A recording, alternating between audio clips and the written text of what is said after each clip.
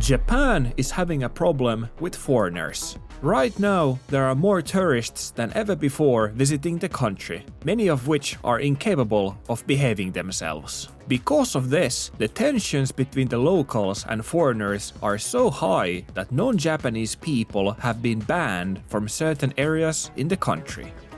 That's at least what the Japanese news would like us to believe, which is exactly why we've come to Kyoto to find out once and for all how bad things truly are. Kyoto is one of the most popular tourist destinations in the country, and it's located a couple of hours away from Tokyo.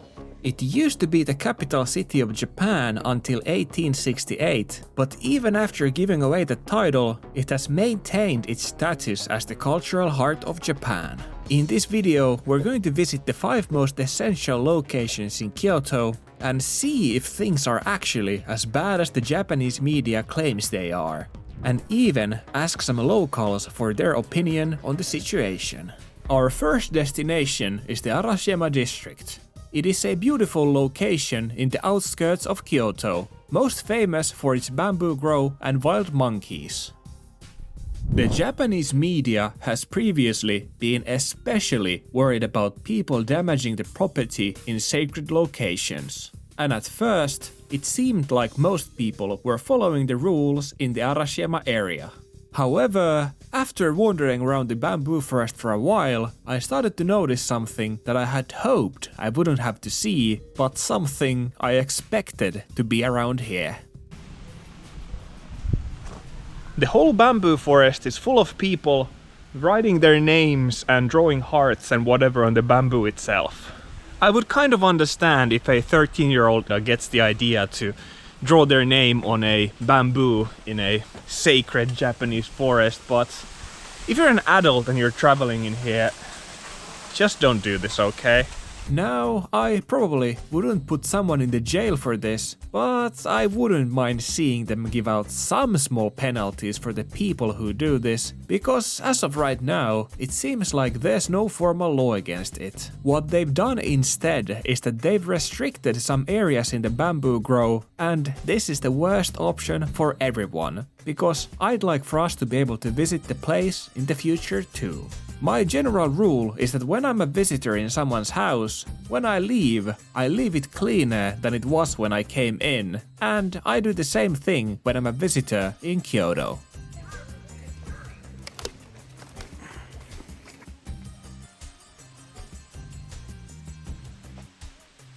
The trash can was literally 20 meters away, I think. Sometimes I wonder what's wrong with people. I'm not saying tourists have to necessarily follow every single minute rule when they're traveling, since there are plenty of rules that the Japanese themselves aren't following either. But at the same time, it is kind of eye-rolling to do the exact thing that a sign tells you not to do right in front of that sign, like the people were doing here, taking pictures in the train tracks. The conversation around foreigners has gone a bit overboard in Japan, and I don't wanna say everyone who comes to the country is bad like the media claims they are. Right now, the Japanese media likes to blame anything and everything on foreigners. Like when they blamed foreigners for eating all the rice in the country, and just yesterday, I saw a news clip about how foreigners are bad for bringing their suitcases onto the bus, which is something that the Japanese do all the times themselves too. There's a lot of ridiculousness going around the tourism discussion, which we're going to talk about more real soon. But at least for now, as the mediator between the tourist and the Japanese, the one thing I can say is that I hope people try to respect the bamboo around Arashiyama, because the locals clearly don't like people putting their names on them. Our next location is the famous geisha district of Gion. This used to be one of the top locations to go, and probably the only place in Japan where you'd be able to see actual geisha. But after multiple videos of tourists being obnoxious went viral, the city of Kyoto has now closed off certain areas from the public and also made taking photographs in the main roads of Gion illegal. On the main road there, filming is not allowed, and I would say most people are not following that rule. They say if you get caught filming here, you're supposed to pay a 10,000 yen fine, but that is simply an empty threat to try and scare people from taking photographs of the geisha who work in these streets. I mean, of course, there on the main road, most people are not following the no photography rules and are just doing as they please. And I know they're in the wrong, since they shouldn't be, breaking the rules. However, to be completely honest, I think the no photography rule is kind of stupid. I mean, I get it why they put it out, and it is because, the minority ruins it for everyone. However, at the same time, I do feel bad for all those nice people who are just enjoying Japan and want to take nice pictures of their travels. So I kind of find it a slight bit of overreach, because even with the signs on, the assholes are gonna be assholes, and then the nice people are just not gonna take any photos. So technically, these rules are just ruining it for those who follow the rules, if you understand me.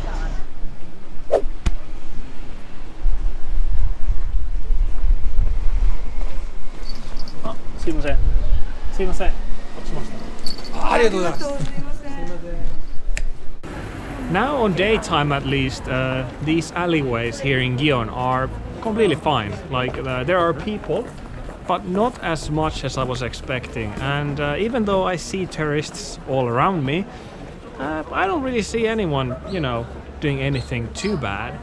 And most people seem to be like, enjoying themselves and enjoying these quiet streets.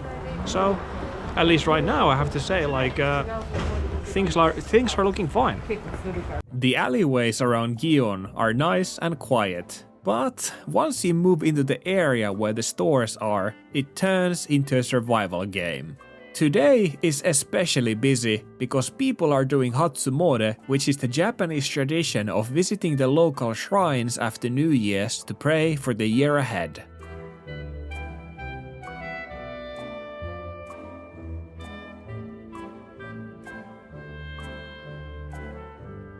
It is an event I usually miss out on because I'm a hikikomori and forcing myself out is already a challenge. Not to mention, forcing myself to a place with 1 million people is like a hardcore New Game Plus challenge. The most common thing people do around this time is the Omikuji fortune telling lottery, where if they happen to draw a bad luck, they'll tie their mikuji around the temple so that it stays there and doesn't follow them back home. When big events like this are going on, there are usually also a good opportunity to try out different street food that the people are selling around the temple. Normally, I almost never buy anything from these outside stalls, simply because it's just too steep for my wallet. Pretty much everything costs 500 yen around, and that is something I cannot be throwing around, willy-nilly. However, I saw something I've never seen before, which is a bacon egg taiyaki. And I love bacon, I love egg, I love taiyaki. I've never ate them together, so I kind of had to, bite the bullet and buy this.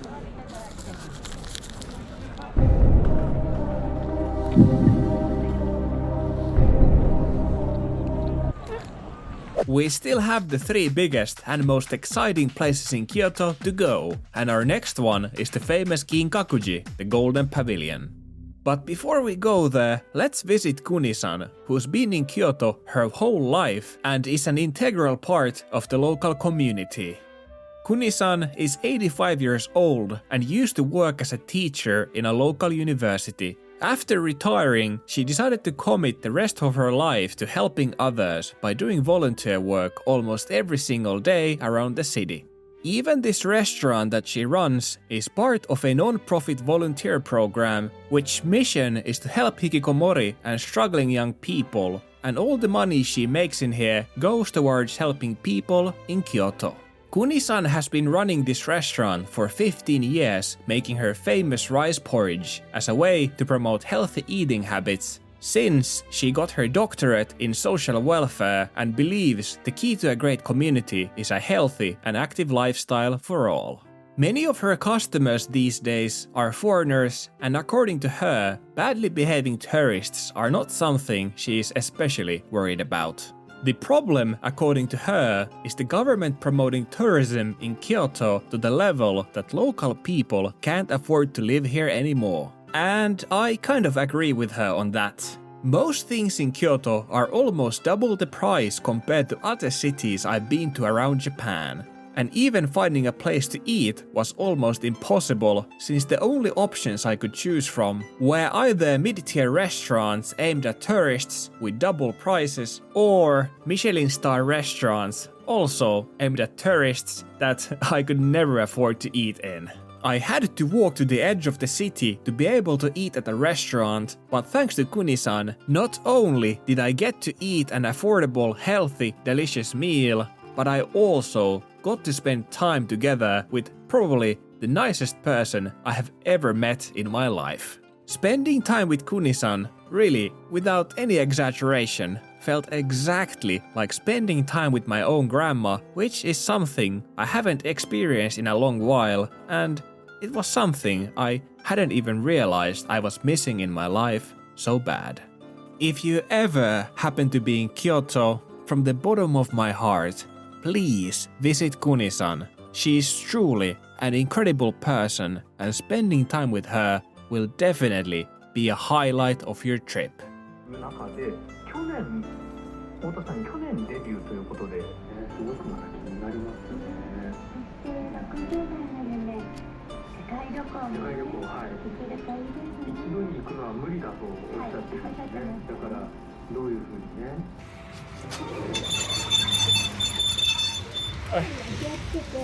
傘は？ないけど大丈夫と思う。これ持ってって。あげる。オッケー、ありがとう。はい、ありがとうございます。あ、めっちゃいい。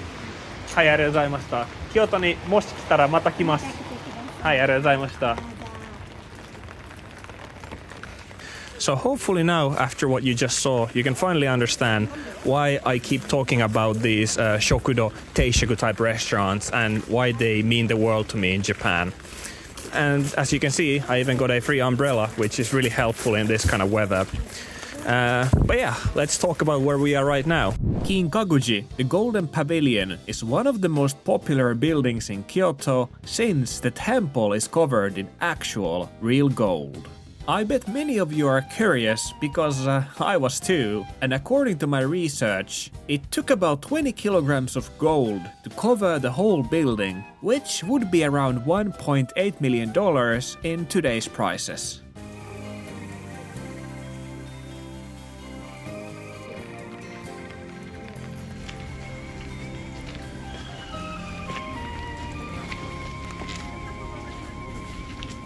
So my visit was kind of short-lived.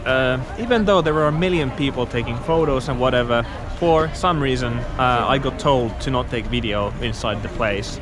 So pretty much that kind of nullified any chance I could to actually film and make a video from inside there.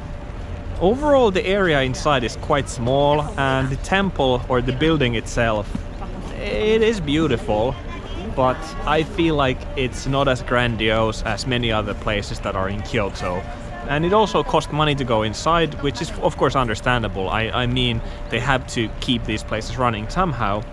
But still, paying to go inside to a relatively small space where you cannot take video, and there's a lot of shops trying to sell you all kinds of trinkets and souvenirs and whatever. I don't know, somehow it didn't leave the best taste in my mouth. Overall, I feel like Kinkakuji might have gone a bit too far with their anti-tourist policies. If you're in Kyoto and you have limited time, you got better options. An example of a better option is our next location, the Fushimi Inari Shrine. It is famous for its thousands of torii gates that are donated by businesses across Japan as an act of devotion to Inari, the Shinto deity of rise, prosperity, and most importantly for them, business success. It is arguably the most visited shrine in the country for both domestic and international tourists, which is why any given day it's going to be full of people.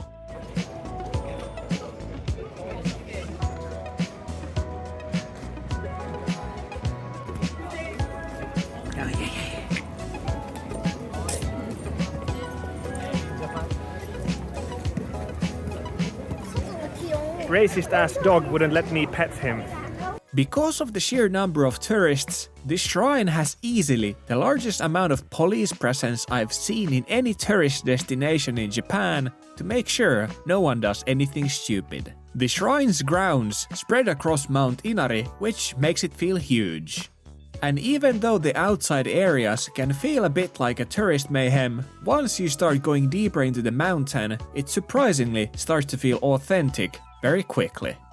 To some extent, I guess you could call this whole area pretty much like a shrine theme park of sorts.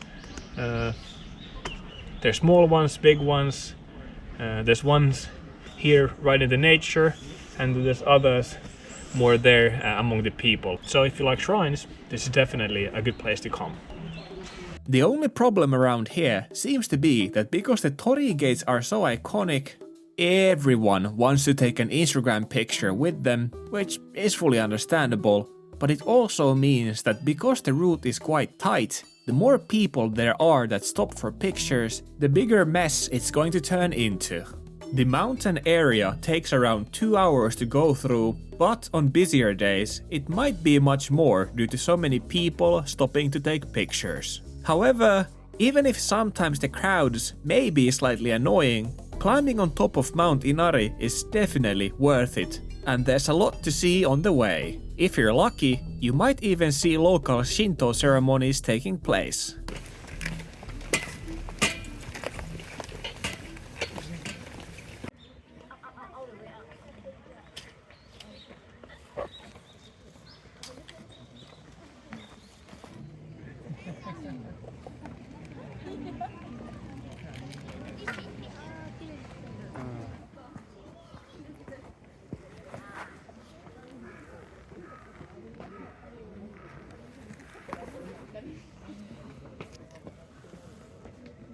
With how much I've heard about over-tourism in Kyoto, I was expecting this shrine area to be a complete mess, but from everything I see, things are just fine.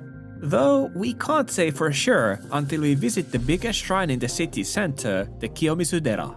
Kiyomizu-dera is the temple of pure water, and it is said that drinking from its streams provides you with long life, academic success, and love fortune, though you shouldn't be greedy and drink from all of them. The temple is quite big, has an impressive view, and is easily accessible from the city. So it is for most people the first destination they visit in Kyoto.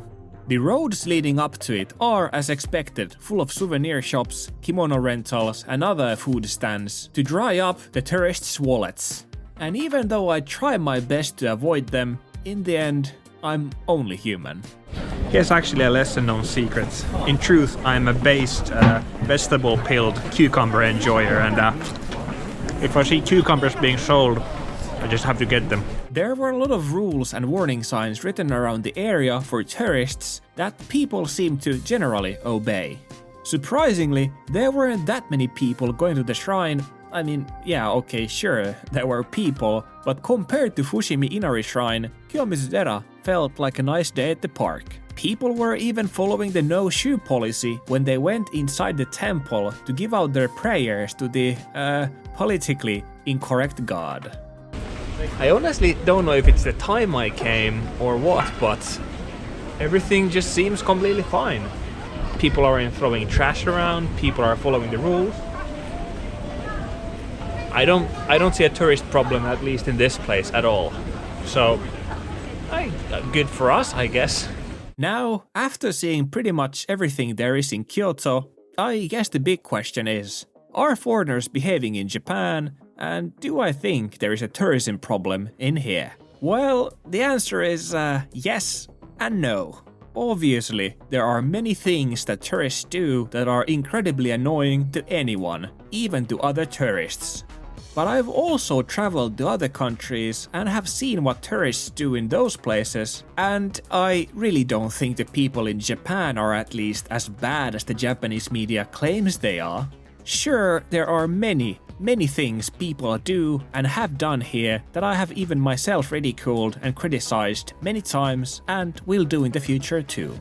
But we cannot forget that Japan is a country that is 99% Japanese and has a history of closing their borders and otherwise being, well, not too welcoming to people who come here. In here, if local people do something 100 times, nobody bats an eye. But the moment a foreigner does it, it becomes national news.